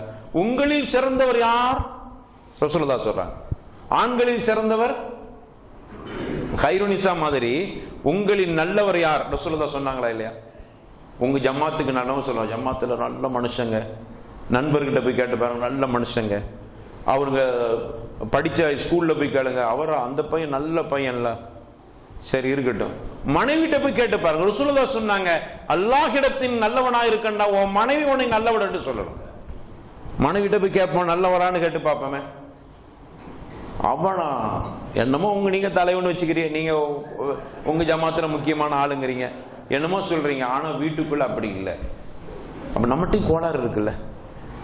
அப்போ ஆணை பொறுத்தவரையில மனைவி கிட்ட நல்ல பேர் எடுங்க. என்னங்க சாத்தியம் இல்லாதெல்லாம் சொல்றீங்களே அப்படின்னு நீங்க கேட்காதீங்க. பெண்கள் லேசுக்குள்ள உங்களுக்கு மார்க் போட மாட்டாங்க, ஆனா மார்க் போட்டுட்டாங்கன்னா அல்லாஹ்விடத்தில் நல்லவங்களாயிட்டீங்க. எங்க கொண்டு போய் அல்லாஹ்வுடைய தூதர் நம்மளை தஅல்லுக் பண்ணிருக்கிறாங்க, எங்க போய் நம்மளை தொடர்பு படுத்துறாங்க. நீ அல்லாஹ்ட்ட நல்லவனா இருக்குன்னா அவன் மனைவிட்ட நல்ல பேர் வாங்க. மனைவிட்ட எப்படிங்க நல்ல பேர் வாங்குறது? யார் நல்ல பேர் வாங்கிட்டா கையை தூக்குங்கன்னு சொல்ல மாட்டேன், விரும்பி தூக்குனா பரவாயில்ல, கேட்டுக்கிறோம். எப்படிங்க நல்ல பேர் வாங்குறீங்க? 2 காட்டுறீங்க, நல்ல பேர் வாங்க முடியாதுங்க. இப்படி காட்டுறீங்கன்னா இப்படியா இப்படியா, அப்பயும் எப்படி காட்டுறீங்க? நல்ல பேர் வாங்கிட்டு இப்படி காட்டுறாரு, கெட்ட பேர் வாங்குறதுக்கு வழியில சொல்றீங்க. அப்ப நபிகள் நாயகம் ஸல்லல்லாஹு அலைஹி வஸல்லம் நல்ல பேர் வாங்கினாங்க, அவங்களே சொல்றாங்க நான் நல்ல பேர் வாங்கிட்டேன்னு சொல்றாங்க. இன்னைக்கு நம்மள நல்ல பேர் வாங்கினா எப்படிங்க நல்ல பேர் வாங்கினீங்க? அது நல்ல பேர் உங்களை பார்த்து நல்லவங்க சார் என்ன அப்படின்னு சொன்னாங்களா? நாங்க வேற ஆளை விட்டு அனுப்பி கேட்போம் நல்லவரான, அப்ப சொல்லணும். எல்லா மனைவியும் எங்கிட்ட நல்லவங்க தான், எல்லாத்துக்கிட்டையும் புருஷமார்கள்ட்ட அவங்க நல்ல, நீங்க நல்ல மனசுங்க, சீதேவி மனசுன்னு தான் சொல்றாங்க. அடுத்தவங்கள்ட்ட சொல்லணும். ரசூலுல்லாஹ் சொன்னாங்கல்ல, ரசூலுல்லாஹ்வுடைய மனைவி சொன்னாங்களா இல்லையா? ஹதீஜா சொன்னாங்க, புகாரியில பதிவு செய்யப்பட்டிருக்கிறது, கல்லா வல்லாஹி லா யுக்ஸீக அல்லாஹு அபதா, அல்லாஹ் உங்களை ஒரு காலம் இழிவுபடுத்த மாட்டான் அப்படின்னு சொல்லிட்டு அடுத்து சொல்றாங்க, நீங்க ரொம்ப நல்லவங்க, தஸ்ஸில் ரஹம், எதெல்லாம் நம்ம பொம்பளைகளுக்கு பிடிக்கும் அதையெல்லாம் சொல்றாங்க பாருங்க. தஸ்ஸில் ரஹம், சொந்தங்களோடு நெருக்கமா இருக்கிறீங்க. மனைவிட்ட அவர் ஒரே அம்மா அம்மாங்கிறாரு. அங்க ஹதீஸ்ல ஹதீஜா சொல்றாங்க, சொந்தத்தோடு நெருக்கமா இருந்ததனால நல்லவங்கிறாங்க. நம்ம பொம்பளை கிட்ட போய் கேட்டு உங்க புருஷன் ஏங்க உங்களுக்கு பிடிக்காது? அவருக்கு சும்மா நம்மள ஒரு வேலைக்காரியா வச்சுக்கிறாரு. அவருக்கு எல்லாம் அம்மாட்டது. அம்மாட பிள்ளையா? இன்னும் கல்யாணம் முடிஞ்சு புள்ள இன்னும் அம்மா அம்மாண்டுகிட்டு இருக்கிறாரு. உங்கள் மேல் வருத்தமே யாரு தாங்க? உங்களுடைய அம்மா தான் உங்களுக்கு எதிரியாக போகிற அவங்க மனைவிட்ட. அப்படி இருக்கக்கூடாது. இன்னும் பொண்ணை தான் நான் தர குறைவா பேச நினைக்காதீங்க. நம்மகிட்ட கோளாறு இருக்குது. நம்ம சரியா நடக்க இல்லை. அந்த பெண்ணுகிட்ட நம்ம ஒழுங்கா நடந்து நல்ல பேரை வாங்குறதுக்கு ரசூலுல்லாஹ் தான் நல்ல பேரை வாங்கினாங்க. நம்ம பார்ப்போம், நீங்க ஏன் நல்ல பேர் உங்க மனைவிட்ட வாங்கினீங்கன்னு கேட்டு முன்மாதிரி எடுக்கிறத விட நேர ரசூலுல்லாஹ்ட்ட போயிருவோம். ரசூலுல்லாஹ் சொல்றாங்க, நான் என் மனைவிட்ட நல்ல பேர் வாங்கிட்டேன். எப்படி நல்ல பேர் வாங்கினாங்க?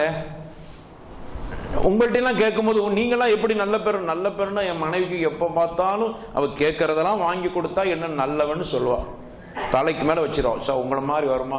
என்னெல்லாம் கேட்கற அதெல்லாம் வாங்கி தந்துருங்க. நகை கடையை பார்த்துட்டு அவ்வளோத்தையும் வாங்கித்தாங்கன்னு வாங்கி கொடுத்துரும். நாங்கள் அடிக்கடி கேட்கறது உண்டு. நமக்குங்கிறது சட்டைகள் ஏதாவது இப்படி ஒரு மாதிரியா குத்திரமா இருந்தா அரிக்குமா இல்லையா? ஒரு பாரமா இருந்தா அரிக்கும். நினைக்கிறேன் உருண்டை அது எனக்கு பேருங்க கழுத்துல போடுவாங்களே நெக்லஸ், இன்னொன்னு செயின், அதெல்லாம் எப்படி போட்டுக்கிட்டு இருக்கு? அரிக்காதா? அப்போ பெண்களை பொறுத்தவரை அல்லாஹ் ரப்பல் ஆலமீன் அவங்களுக்கு அதை லேசாக்கி வச்சுக்கிறான். கேட்கறதெல்லாம் வாங்கி கொடுக்குறீங்க, இப்போ உங்களை நல்லவங்கிறாங்க. நீங்க வாங்கி கொடுக்காட்டா உங்களுக்கு கெட்டவன் போறோம். அப்ப நல்லவன்னு சொல்றதுக்கு என்ன வழி? நிறைய கொடுத்து நல்ல பேர் வாங்குறதா? நிறைய நீங்க வாங்கி அவ கேட்கறதெல்லாம் வாங்கி கொடுத்தா நல்லவள் ஆயிரலாமா? இல்ல. ரசூலுல்லாஹ் ஸல்லல்லாஹு அலைஹி வஸல்லம் நல்ல பேர் வாங்கினது எப்படின்னா கொடுத்தல்ல. கொடுத்தாங்களா? வீட்டுல 3 நாள் அடுப்பு எரியலங்க. 3 நாள் வீட்டுல தொடர்ந்து அடுப்பு எரிந்தது இல்லை. எங்க வீட்டுல நாங்க அதிகமாக உணவாக சாப்பிட்டோம் என்றால் 2 கருப்பை தவிர எதுவும் இல்லை. 2 கருப்பு தான். இதுவரைக்கும் தண்ணீருக்கு யாரும் நேரம் கொடுக்கல. ரசூலுல்லாஹ் ஆயிஷா சொல்றாங்க, தண்ணீர் கருப்பு கலர். ஒரு கருப்பு தண்ணீர், இன்னொரு கருப்பு பேரிச்சம்பழம். இந்த 2 தான் எங்க வீட்டுல இருக்கும். அந்த 2ஐ தான் நாங்கள் பெரும்பகுதி சாப்பிட்டு இருக்கிறோம். ஆனா கணவனை பற்றி நல்லவன்னு சொன்னாங்க. எப்படி சொல்ல முடிஞ்சிச்சு? அதுதான் அந்த வாழ்க்கையை நாம் வாழ்ந்து காட்டினா முடியும். கண்டிப்பா ஆயிஷா ரலியல்லாஹு அன்ஹா கணவனை புகழ்ந்து சொல்றாங்க, என்னுடைய கணவர் எப்படிப்பட்டவர் தெரியுமா? அக்ரமுன் நாஸ் அப்படின்னாங்க. மனிதர்களிலே கண்ணியமானவர் அப்படின்னாங்க. நல்ல பேர் சொல்லிட்டாங்களா? நல்ல பேர் வாங்கிட்டாங்களா? அதே மாதிரி சஃபியா ரலியல்லாஹு அன்ஹா ரசூலுல்லாஹ் ஸல்லல்லாஹு அலைஹி வஸல்லம் அவருடைய மரண தருவாயில் சொன்னாங்க, அல்லாஹ்வே என்னுடைய கணவர் படுற பாடு சக்கராத்துடைய வேதனை அதை எனக்கு தந்துரு, அந்த வேதனை நான் அனுபவிக்கிறேன் என்னுடைய கணவனுக்காக. எவ்வளவு பெரிய வார்த்தை பாருங்க. அப்படி என்ன கணவன் கொடுத்து விட்டார்? சாப்பாட்டுக்கு வழி இல்லாமத்தான அந்த கணவனோடு வாழ்ந்தார்கள். ஒழுங்காக அடுப்பெறிந்து பல நாட்கள் ஆகிவிட்டதே. அப்படியான கணவன் தானே. இங்கு கொடுத்தல்ல, கணவன் மேல அவர்கள் வைத்திருந்த அன்பு. அதுக்கு என்ன காரணம்? கொடுக்காம இவ்வளவு அன்பு எப்படிங்க வந்துச்சு? ரசூலுல்லாஹ் ஸல்லல்லாஹு அலைஹி வஸல்லம் தன்னுடைய மனைவிக்கு சாப்பாட வாயில ஊட்டி விட்டாங்க. அன்பை ஊட்டினார். இங்க யாராவது நீங்க மனைவிக்கு சாப்பாட ஊட்டி விட்டீங்களா? ஏன் அவளுக்கு கை இல்லையா? அவ திம்ப, நான் என்ன ஊட்டி விடுறது? ரசூலுல்லாஹ் அன்பை ஊட்டுங்கள். எங்க கொண்டு இஸ்லாத்தை வச்சிருக்கிறாங்க பாருங்க. எங்க அல்லாஹ் உன்னை நல்லவண்டு சொல்லணும்னா உன் மனைவி நல்லவண்டு சொல்லணும். உன் மனைவி நல்லவண்டு சொல்லணும்னா அவளை நீ மிகவும் அன்போடு நடந்து கொள்ள வேண்டும், அரவணைப்போடு நடந்து கொள்ள வேண்டும். நீ கொடுக்கிற ஒரு கவள உணவை வாயில் ஊட்டி விடுவதால் அவளுக்கு நீ ஊட்டி விடுக்கிற உணவினுடைய தரம் அல்ல, அன்பை ஊட்டுகிறாய். உன் மேல அன்பு பாசம் நிறைய வந்துடும், உன்னை நல்லவர் என்று சொல்லுவான். அப்ப நம்ம கொடுக்கறதல்ல, நீ கொடுக்கிறியோ இல்லையோ அன்பை கொடுங்க, அழகா பேசுங்க. மனைவிட்ட தப்பு நடந்தாலும் கூட திருத்துறதுக்கு முறை, அடிக்கிறதா திருத்துறது, திட்டுறதா திருத்துறது. சனியன அதை மனைவியை திட்டுறத பாருங்க. அடிக்கிறது, உதைக்கிறது, திட்டுறது. எப்படிப்பா உங்களை நல்லவன்னு சொல்லுவாங்க? ரசூலுல்லாஹ் ஸல்லல்லாஹு அலைஹி வஸல்லம் மனைவி கிட்ட தப்பு கண்டால் அழகா திருத்தினாங்க. ஒரு முறை பாருங்க, ரசூலுல்லாஹ் ஸல்லல்லாஹு வீட்டுக்கு வர்றாங்க. ரசூலுல்லாஹ்க்கு பிடிக்காத வீட்டுல நடந்திருக்கு. எப்படின்னா வீட்டுல அப்படியே சுத்தி நிறைய உருவப்படங்களா இருக்கு. ரசூலுல்லாஹ் அப்படி பாக்குறாங்க, உருவப்படமா இருக்கு. நான் கேட்கிறேன், நம்ம வீட்டுக்கு நீங்க உங்க வீட்டுக்கு போறீங்க, இங்க நாகூர் தர்கா படம், இங்க ஏர்வாடி இப்ராஹிம் சாஹிபுடைய படம் அப்படிலாம் உங்க வீட்டுல இருந்துச்சுன்னா என்ன செய்வீங்க? உங்க மனைவி கொடி வச்சுக்கிறாங்க எல்லாம், என்ன செய்வீங்க? என்ன செய்வீங்க? ஒரு ஆள் சொல்லுங்க. சும்மா சொல்லுங்க, யதார்த்தத்தை சொல்லுங்க. அதுக்காக நீங்க அப்படித்தான் உங்க வீட்டில் செய்வீங்கன்னு சொல்லி நினைக்க மாட்டோம். சொல்லுங்க, என்ன செய்வீங்க? பல்லாருன்னு ஒரு அடி கொடுப்போம்ல. என்ன அந்த தர்காலாம் வச்சுக்க, என்ன வேற யாரும் எது சொன்னீங்க? உடைச்சு அதை உடைச்சு போட்டு பிச்சு எடுத்து அப்படி தூக்கி வீசிடுவோம். என்ன வச்சுக்க, ஷிர்க் செஞ்சுக்கிறான். கோவரத்தின செய்யும். ரசூலுல்லாஹ் வர்றாங்க, அவங்களுக்கு பிடிக்காத படங்களா இருக்குது. ஆயிஷாவுடைய வீட்டுக்கு வர்றாங்க, அப்படி பிச்சுலாம் போடையில. ரசூலுல்லாஹ் கோவத்தில் பிச்சு இறங்கி அப்படிலாம் போடையில. என்ன பண்ணாங்க தெரியுமா? ஆயிஷ் அப்படின்னாங்க.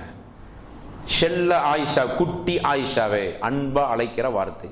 கோபம் வருது, மனைவி அழைச்சி தப்ப திருத்துறான். குட்டி ஆயிஷாவே, ஆயிஷா வந்தான். லப்பைக் யா ரசூலல்லாஹ், என்ன விஷயம்? மா ஹாதிஹி யா ஆயிஷ், இது என்ன, இதெல்லாம் என்னன்னு கேட்டேன்.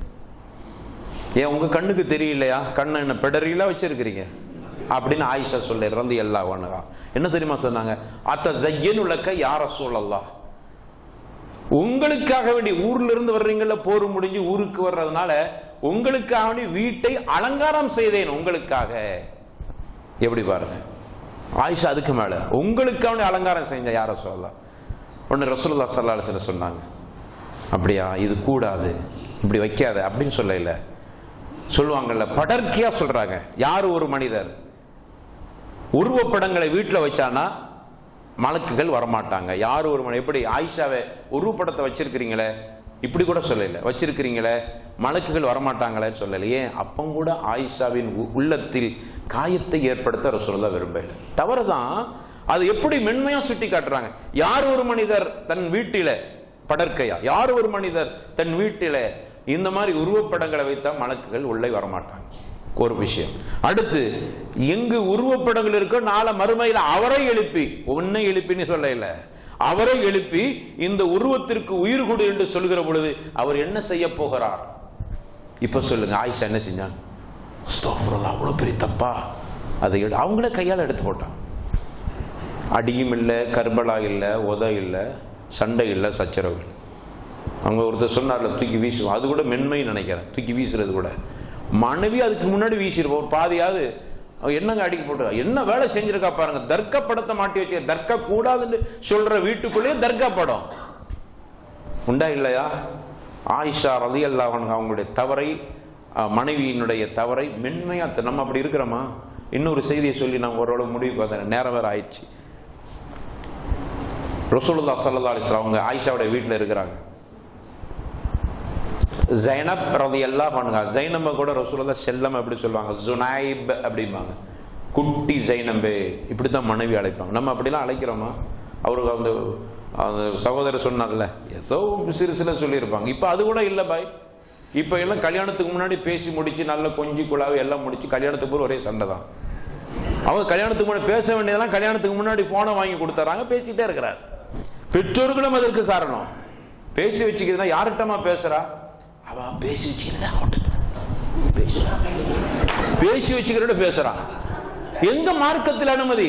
பேசி வச்சுக்கிற முன்னாடியே பேசி கடைசியில் கல்யாணம் இல்லைன்னு போயிட்டா என்ன பண்ணுவாங்க? எவ்வளவு பெரிய மார்க்கத்துக்கு புறமான காரியங்களை கேட்ட நம்ம தௌஹீதுங்கிறோம், கேட்ட இபாதத்து செய்யறோம். ஒழுக்க ரீதியாக நாம் மிகவும் பின்தங்கி இருக்கிறோம். அவன் வாங்கி கொடுக்கறான், அது அவன் வாங்கி கொடுத்தான், அவன் வாங்கி கொடுத்தா பேசிடுறதா? திருமணத்திற்கு முன்னாடி அவளுக்கும் இவளுக்கு என்ன உறவு? அந்நியவன் அந்நியவள்.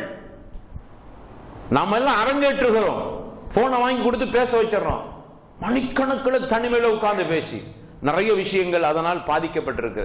கடைசியில் அவன் பேசி பேசி கடைசியில ஒரு கட்டத்தில் இவளை விட ஏதோ ஒண்ணுல அவ வேற ஒரு பெண்ணை ஈர்க்கப்பட்டவனே ஒன்ன வேணான்ட்டு இன்னொருத்தர பேசுறான். கடைசியில் இந்த பெண்ணு மெண்டலா போயிடும். ஏமா அவன் தான் உன்னை வேணான்ட்டு வேற பிள்ளைய முடிச்சுட்டானே, அமைதியா இருந்தான். அவன் இவ்வளவுலாம் பேசினானே, எனக்கு இன்னும் வேற எவனும் வேணாம், அவன் தான் வேணும். இந்த பெண்ணு மெண்டலா போயிடறான். அல்லது அவன் என்ன பண்றான், இவதான் சொல்லிட்டு இருக்கு, இவ வேற யாரையா பார்த்து அப்படியே போயிடுறா. கடைசியில் அவன் எனக்கு கல்யாணம் வேணாம், வாழ்ந்தா அவளோட தான் வாழுவேன் அப்படின்னு அவன் மெண்டலா போயிடறான். எவ்வளவு பெரிய விபரீதம் பாருங்க. திருமணத்திற்கு முன்னாடி ஒரு சின்ன அனுமதி, அவங்க ரெண்டு பேரும் பார்த்துக்கலாம். பார்த்துட்டீங்களா, மகர் விஷயத்தை பேசிட்டீங்களா, முடிஞ்சு போச்சு. அதுக்கு பிறகு இனிமே திருமணமான பிறகுதான் நீங்க பேச வேண்டியதெல்லாம் பேசணும். இப்ப நம்ம போனை வாங்கி கொடுத்து மணிக்கணக்கில் 12 மணிக்கு மேல பேசினவ 2 மணி 3 மணி ஆகிதான் போனை வைக்கிறா. அவனும் அதே மாதிரி வைக்கிறான். எல்லாம் முடிச்சா அப்புறம் கல்யாணம் வச்ச பிறகு எல்லாரும் பேசிட்டாங்களா, முன்னாடியே பேசுறதுக்கு மிச்சம் வச்சா ஏதாவது இருக்கும்.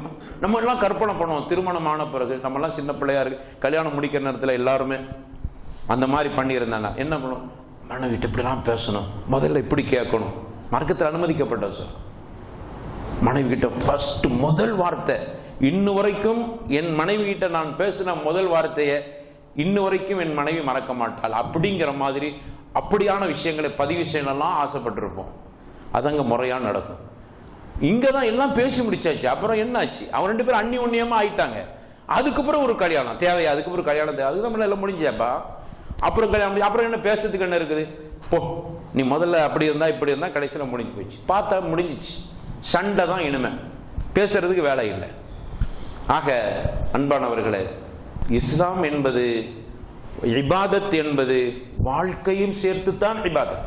பள்ளிவாசல்ல முன்சப்ல இருக்கிறது எவ்வளவு பெரிய இபாதத்தோ அதே மாதிரி உன்னுடைய மனைவி கிட்ட நல்ல புருஷனாக வாழ்ந்து காட்டு. சரி, ஜைனப் கிட்ட வந்தார் ரலியல்லாஹு அன்ஹா வரலாக, ஜுனைப் செல்லமா அழைப்பாங்க ரசூலுல்லாஹ். எல்லா காலத்திலும் அப்படித்தான் அழைச்சாங்க. ஒரு நாள் ஜுனைப் என்ன செஞ்சாங்க ரலியல்லாஹு அன்ஹா வரலாக, தன்னுடைய கணவர் சஹீஹ் புகாரியில பதிவு செய்யப்பட்டது, கொஞ்சம் இனிப்பு பலகாரம் ரசூலுல்லாஹ் விரும்பி சாப்பிடுவாங்க. இப்படியே புகாரியில இருக்கு. ஜைனப் இனிப்பு பலகாரம் செஞ்சாங்கன்னா தன்னுடைய கணவனுக்கு கொடுக்கணுமேனு ஆசை. கணவனுக்கு என்ன நாள்னா ஆயிஷா ரலியல்லாஹு அன்ஹா அவங்க வீட்டில் இருக்கிற நாள். அப்போ அனசு சின்ன பிள்ளை, அவங்கள கூப்பிட்டு இந்த பலகாரத்தை ரசூலுல்லாஹ் கொடுத்துட்டு வாங்கன்னு அனுப்புறாங்க. அனசு கொண்டுகிட்டு வர்றாங்க. வந்து கொடுக்கும்போது ஆயிஷா அங்கேருந்து பார்த்தாங்க, ஓங்கி ஒரு தட்டு தான் தட்டினாங்க. அந்த பாத்திரம் அப்படியே 2 உடஞ்சி விழுந்துருச்சு, உணவு அங்கே போய் விழுந்துருச்சு. இப்போ ரசூலுல்லாஹ்வுக்கு 3 பேரை சமாளிக்கணும்.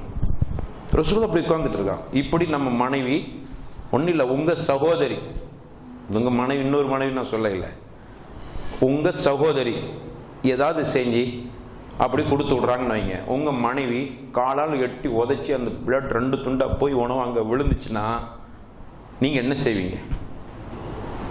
என்ன செய்வீங்க? நீங்க வெளியே போயிருவீங்களா? ஏமாளின்ற போறாங்க. ஏங்க உங்க வீட்டை விட்டு ஏன் வெளியே போயிருங்க? நீங்க வீடு வாங்கிட்டீங்களா? அது நாங்க காய் பண்ணத்துலாம் வீடு வாங்குவோம். வீட்டை விட்டு ஏன் வெளியே போறீங்க? அப்ப நம்ம என்ன செய்வோம்? ஒரு கர்படா உணவு அங்கே மார்க்கம் பேசும், ரிசுக்குடி டீலாம் வந்துடும். ரிசுக்குடி என்ன நினைச்சிட்டு இருக்கிறான், கொஞ்சமாவது நினைச்சியா ஓங்கி பலர் நாள் கர்பலா. சரி, ரசூலுல்லாஹ் என்ன செஞ்சாங்கன்னு பார்ப்போம். அப்படி கூட சொல்லுவோம், பாரு அவன் அண்ணி அவன் என்ன நினைப்பான், இப்படி ஒரு அடங்கா பிடாரையோட இவர் வாழ்ந்துட்டு இருக்கிறாரு, என்ன எப்படி நினைப்பான் நம்ம ஊழியன். உங்க கடைக்கார பையன்கிட்ட கொடுத்து விடுறீங்கன்னு வைங்களேன், என்ன நினைக்கும் கடைக்கார பையன், முதலாளி எப்படி நினைப்பான். ரசூலுல்லாஹ் என்ன செஞ்சாங்க, 3 பேரையும் அழகா சமாளிச்சாங்க. ஒரு கர்பலா இல்லை, பிரச்சனை இல்லை, டென்ஷன் இல்லை, பிபி இல்லை, எதுவுமே இல்லை. என்ன பண்ணாங்க தெரியுமா? முதல்ல அனஸை சரி கட்டுறாங்க. ஏ அனஸ், அனஸ் தானே கொண்டு வந்தாங்க. காரத்து உம்முக்கும் காரத்து உம்முக்கும், அல்லது காரத்து ஆயிஷா காரத்து ஆயிஷா. உங்க தாய் கொஞ்சம் ரோஷப்பட்டுட்டாங்க, உங்க தாய் ரோஷப்பட்டுட்டாங்க. பின்ன ரோஷம் வராம இருக்குமா? அவங்க வீட்டில் அவங்க நாளில் அவங்க கையால் அவங்க தம் புருஷனுக்கு சமைச்சு கொடுக்கணும்னு நினைக்கும் போது இவங்க கொடுத்து விட்டா எப்படி ரோஷம் வராமல் இருக்கும்? அப்போ அனசு புரிஞ்சாங்க, ஓ இப்படிலாம் இருக்கு போலது, மனைவிண்டா அவ கையால் சமைச்சு கணவனுக்கு கொடுக்கறதுங்கிறது அது ஒரு மனைவி நினைப்பாங்க போல தெரியுது. அப்போ இது முரண் தானே, அதான் அந்த அம்மா கோவப்பட்டிருக்காங்க, ரோஷம் வந்திருக்கு. முடிஞ்சு அனசு போயிட்டாங்க. இப்போ ஜைனப் சமைச்சு கொடுத்தாங்களே, அவங்கள இப்படி சொன்னோன்னே ஜைனபு கோவரும்ல, ஓ உங்களுக்கு அவ பெருசா போச்சு, நான் கஷ்டப்பட்டு எனக்கு திங்காம முதல்ல என் புருஷன் திங்கட்டுன்னு நான் கொடுத்து விட எட்டி உதைப்பானா அவ உங்களுக்கு பெருசாயிச்சா? அங்க ஒரு கருபலா வந்துடக்கூடாதுல்ல. அழகா என்ன பண்ணாங்க, ஜைனபுடைய நோக்கம் என்ன, நாம் கொடுத்த உணவை ரசூலுல்லாஹ் சாப்பிடணும், அப்படித்தானே? அழகா என்ன பண்ணாங்க, ரசூலுல்லாஹ் கீழே விழுந்த உணவை அப்படியே எடுத்து சாப்பிட்டுக்கிட்டாங்க. சாப்பிட்ட இப்ப ஜைனபுக்கு என்ன ஆகி போச்சோ, என்ன திறந்தாலும் சாப்பிட்டாங்கல்ல. சரி, ஒண்ணு. இப்போ ஆயிஷா செஞ்ச தப்புக்கு ஏதாவது தண்டனை கொடுக்கணும்ல. தண்டனை குத்தி கொலை செய்யறதா, அடிக்கிறதா, உதைக்கிறதா, வெளியே போடுங்கிறதா, அல்லது திட்டுறதா, என்ன அப்போ வளர்த்து வச்சுக்கிறான் பாருங்க. ஒரு மனைவி தப்பு செஞ்சா அவங்க அம்மா அப்பா என்னங்க செய்வாங்க? நம்மளோட பழக்கத்தை பாருங்க, என்ன வளர்த்து வச்சுக்கிறான். அம்மா என்னடி வளர்த்து வச்சுக்கிறான் போட்டு அந்த அம்மாவையும் திட்டு. ஓ மனைவிட்ட நீ ஒழுங்கா அவளை வைக்க முடியலன்னா அப்புறம் எதுக்கு அந்த அம்மாவை ஏன் போட்டு திட்டுறா? அந்த அம்மாவையும் திட்டு. அவ உனக்கு பெத்து உனக்கு அல்லாஹ்வுடைய கிருபையால உனக்கு மனைவியா தந்திருக்கிறது காணாதுண்டு அந்த அம்மா உனக்கு மனைவியா தந்ததுக்கு அந்த அம்மா செஞ்ச பாவமா? அவரையும் போட்டு திட்டு. அவர் உனக்கு கல்யாணம் முடிச்சு வைக்கிறது எவ்வளவு கஷ்டப்பட்டிருப்பாரு. அப்பா என்ன அப்பா உன்னை பெத்தவன் போட்டு திட்டு. இங்க பாருங்க, அழகா ரசூலுல்லாஹி ஸல்லல்லாஹு அலைஹி வஸல்லம் ஆயிஷாவுக்கு மிகப்பெரிய பாடத்தை கொடுத்தாங்க. என்ன பண்ணாங்க? அந்த ரெண்டு உடைஞ்சு போன ரெண்டு துண்டா போயிடுச்சு பாத்திரம். நேர போனாங்க ஆயிஷாவுடைய வீட்டில். அங்க இருந்த ஒரு நல்ல பாத்திரத்தை எடுத்தாங்க. அனசை கூப்பிட்டு, அனசை இதை ஜைனபிட்ட கொடுத்துருங்கன்னு அனுப்பி விட்டாங்க. ஆயிஷாவுடைய பாத்திரம் ஜைனப் வீட்டுக்கு போயிடுச்சு. உடஞ்சி கிடக்க ரெண்டு துண்டை போனாங்க. கொண்டு போய் ஆயிஷாவே லக்கி அப்படின்ட்டாங்க. இந்தாங்க உங்களுக்கு அப்படின்ட்டாங்க. ரெண்டையும் வச்சுக்கிறேங்க, நீங்க தான் உடைச்சிங்க வச்சுக்கிறேங்க. இது மன ரீதியான தண்டனை வருமா இல்லையா? ஓ இனிமே நம்ம உடைச்சா நமக்கு தான் நஷ்டம், இனிமே எங்க பாத்திரம் வாங்கி தருது, ரெண்டையும் தான் ஒட்டி ரெண்டு உடைஞ்ச பாத்திரத்தான் வச்சுக்கிறோம். அவங்களுக்கு நஷ்டம் இல்லை. ஜைனபுக்கு உணவு சாப்பிட்டாச்சு, பாத்திரத்துக்கு பாத்திரது பாரு உடைச்சாலும் கூட பாத்திரத்தை கொடுத்துட்டாங்கல்ல. அங்க அவர்களுக்கு ஒரு தண்டனை கொடுத்துட்டாங்க. ஆக இப்படி ரசூலுல்லாஹ்வுடைய வாழ்க்கை அந்த மனைவியிடத்துல இப்படியெல்லாம் தவறு செஞ்ச மனைவியிட்ட கூட அழகா நிதானமா அமைதியா அவர்களுக்கு புரிகிற மாதிரி அன்போடு பாசத்தோடு நேசத்தோடு அரவணைப்போடு அவர்கள் அரவணைச்சு அவர்களை திருத்திய காரணத்தால் தான் அங்கு ரசூலுல்லாஹ்வை அக்ரமுன்னாஸ்னு சொல்ல முடிஞ்சிச்சு. மனிதர்களிலே சங்கை மிக்கவர் எனது புருஷன் அப்படின்னு சொல்ல முடிஞ்சு. இப்போ சில புருஷர்களை பற்றி சொல்லும்போது அயோக்கியர்களிலே மோசமான அயோக்கியம் எனக்கு கிடைச்சவன் அப்படி சொல்லாட்டாலும் ஏறக்குறைய அப்படித்தான் சொல்லத்துக்கு ஏதோ தயக்கமே தவிர நடப்ப. எனவே அன்பானவர்களே, நமக்கு சொர்க்கத்தில் மாளிகை வேணும்டா நமக்கும் மாளிகை கண்டிப்பா கிடைக்கும். அந்த மாளிகை கிடைக்கிறதுக்கு பெண்கள் தங்களுடைய கணவன்கிட்ட ஒழுங்கா நடந்துக்கிறங்க, அல்லாஹ் உங்களுக்கு மாளிகையை தருவான். அதே மாதிரி ஆண்களை அல்லாஹ் கிட்ட நீங்க நல்ல பேர் வாங்கணும்டா உங்களுடைய மனைவி கிட்ட நல்ல மாதிரி நடந்துக்கிறங்க, அல்லாஹ் உங்களை நேசிப்பான்.